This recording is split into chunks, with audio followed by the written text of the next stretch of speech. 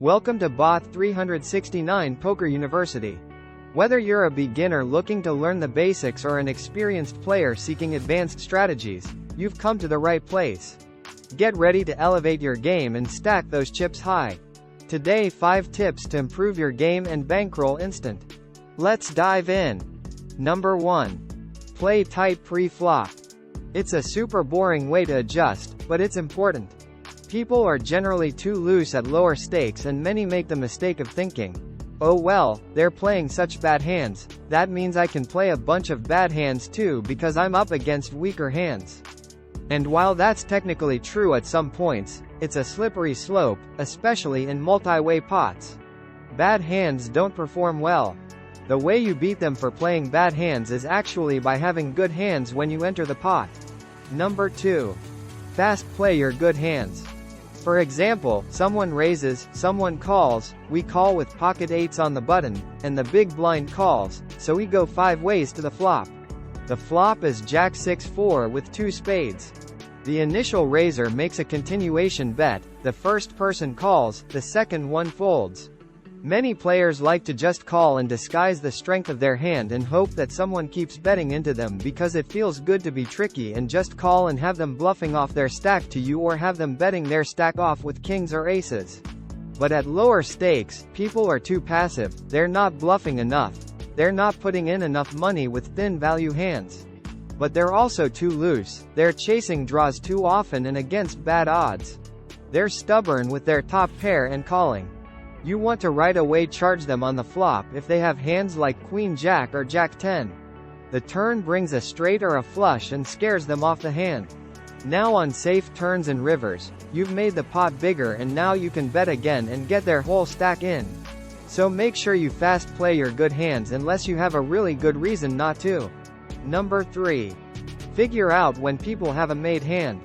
What I mean is, for example, you raise in early position, the cutoff calls, and the big blind calls. The flop is Queen 8-4 rainbow. The big blind checks, you bet half pot, the cutoff calls, and the big blind folds. Most players, when they call here, have at least a pair, unless they specifically played a hand like 7-6 suited preflop. And if they later in the hand bet or raise, just fold everything that doesn't beat very good hands because players at low stakes are essentially never turning pairs that could win at showdown into a bluff.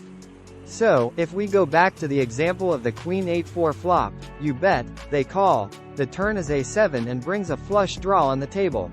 You check, they bet, and you call with, let's say, Queen 10. Then the river is A9, bringing 3 cards to a flush. You check again and they bet. This is a spot where they're almost never bluffing and they're representing a better hand than yours. Obviously, some players can be bluffing and good players are going to play some hands like 7-6 that way. Low stakes players don't bluff a lot with hands where they hit a pair.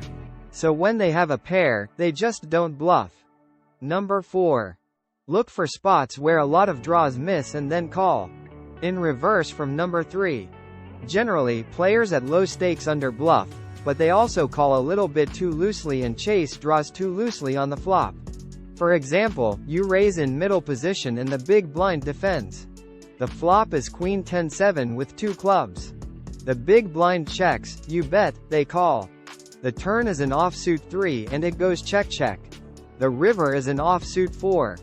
Now the big blind bets big. Of course, they can have some slow-played sets, they can have some slow-played 2 pairs, they can have some top pair going for value, but there are also so many bluffs for them to choose from. Hands like Ace-Jack, King-Jack, Jack-9, 9-8, 9-6 suited, 8-6 suited, King-9 suited, all those missed flush draws. People at low stakes know that when you have no pair and you're probably not going to win unless you bet, they find those bluffs. Look for those spots to bluff catch. Number 5. Make significant adjustments to how many players see the flop. What I mean is, if a lot of players see the flop, like 5+ players, don't bluff post-flop because you're up against 4 other hands and 1 or 2 of them probably have something. In theory, the thresholds for what you need to call down with, what you need to bet with, and where you need to raise with go way up when there are 5 people in the pot.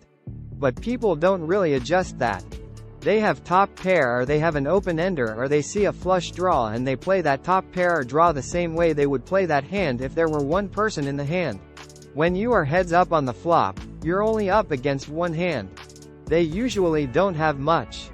Now you should bluff more and play aggressively. Thanks for joining us today at Bot369 Poker University. That was it for this video. If you enjoyed this video and want to keep improving your poker skills, don't forget to like, share, and subscribe for more content. Until next time.